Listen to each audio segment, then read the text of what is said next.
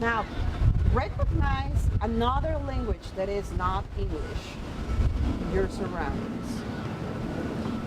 So today we are going to do a sound walk in Pilsen, and it's going to be related to how the noise pollution has been grown.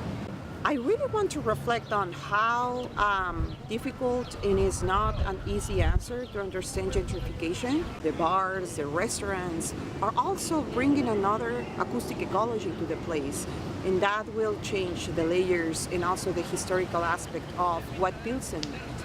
Then, this used to be a green patch, or there were like some trees and some here and there. It was kind of like an empty place where a lot of homeless people were living, and then it's gone.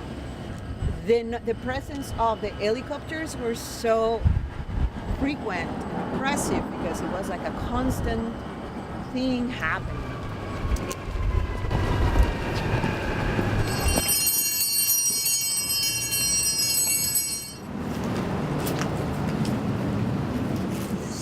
Telling people to say sign up for our affordable housing, and they say, oh, and they keep people. They have a huge list. Yeah, waiting list. Yeah, a huge waiting list, and they never say the waiting list is closed or anything like that. And so it's like, who knows? Oh, that's a firework. I think there was like some fireworks last night. Something going on. Sound conveys a lot of information, affects your body, affects your mind. Sound is around us as something that is going to tell us how we interact with space.